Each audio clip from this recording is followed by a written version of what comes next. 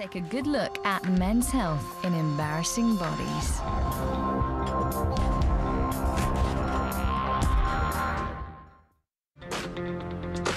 The embarrassing illnesses doctors are back in business. Comedy is often men's best defence when it comes to coping with illness, but for men going bald, it appears it's no laughing matter. Baldness can affect anyone from puberty onwards. Unfortunately, it's in your genes, so if there's baldness on your mother's side of the family, then you're likely to lose your hair. And we all have a name for it. Slap head. Baldy, egghead, potato head. Kojak. Ping pong. Dome head, mushroom head, shiny head. Hair follically challenged. Baldy, slap head. Some men can brush it off, but for others, even showing the first signs of baldness can be terrifying. Sometimes you can laugh it off, sometimes it's a bit... 30-year-old Rob Burdett is just beginning to lose his hair, but that doesn't mean he's not worried about it. I suppose I've been worried about it for a number of years. It's not really sort of come out in clumps yet, but you can definitely see it started. So. Marcus is worried his music career is receding as fast as his hairline. I hope something as silly as me losing my hair doesn't hold me back with a career I've worked so long and hard for. 33-year-old Jason is a hairdresser and is surrounded by the very thing he wants the most. I think about, hair loss a lot of the time, most times of the day. And 29-year-old Chris Wright shaved off what was left of his hair, but has found it's had some unwanted effects. I've never had the old lady cross the road in front of me when she's seen me coming scenario, which that has happened since. Our four men are not bald, but slightly thinning, and are desperate to see if at this critical stage anything can be done to stop the inevitable. You don't see it as an acceptable part of getting older or anything, no? As guys, we all like to be in control of our own lives, and when you're losing your hair, that's an option that you don't have anymore. So it's gone, So it's up the here, side, it's up here, you're not happy with that.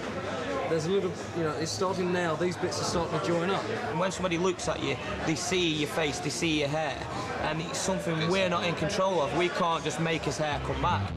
Treatments for baldness have been around forever. In ancient Egypt, they would rub animal fats, toes of dogs, and even hooves of an ass on their head.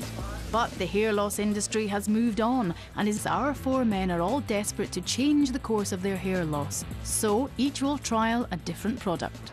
Jason will be using a laser comb that claims to encourage hair growth by using light technology, and would cost about £300 to buy.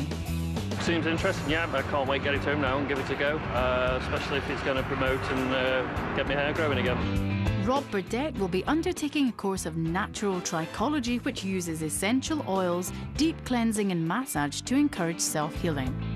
His 12-month treatment would cost around £1,000. I like the fact it's sort of totally natural. I'll give this a try and see if there's any improvement. Marcus's solution so far has been to spray away his bald patch with a special can of dye. If it was only that easy, eh? If it was only that easy. He hopes to leave his spray and his hat behind, as he'll be using minoxidil, a lotion that you apply to your scalp to encourage hair growth. The treatment costs about £600 a year. Okay. Chris will be hoping to reverse his thug-like image with the most dramatic treatment of all, a £3,000 6-hour hair transplant operation. Today is the day that I have the hair transplant procedure.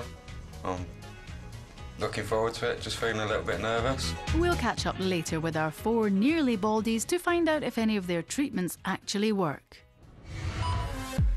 It's not health, but hair that our four men are looking to get back, and they're all in the middle of their various treatments, ranging from high-tech laser combs to rubbing simple lotions on their heads. However, Chris Wright is about to undergo a 6-hour hair transplant operation at Transform in Manchester.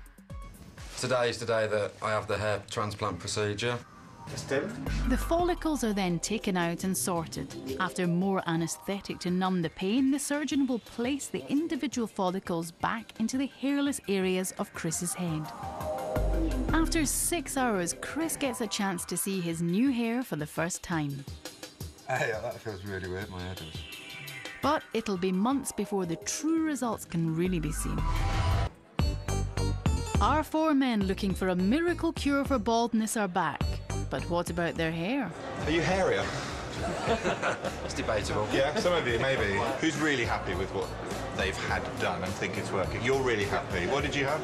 I had the natural treatment.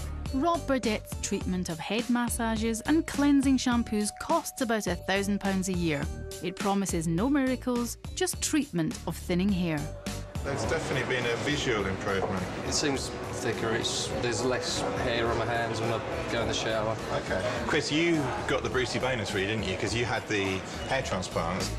Chris has had over 1,000 of his own hairs replaced in his head at the cost of about £3,000 and a full-on operation. So, Jason, we gave you, then, the laser comb. What effect has it had? None whatsoever. Absolutely nothing at all? None whatsoever. Jason had been using the laser comb that costs between £250 and £350 to buy. So, other things more important in life. I'm sitting there for 15 minutes every day combing your hair. Absolutely. Mark has tried the most commonly prescribed drug for hair loss in the UK, which costs about £40 a month. The downside of the treatment is that if you stop using it, any hair that has regrown will immediately fall out. In my opinion, I'm not sure yet whether it's working for me.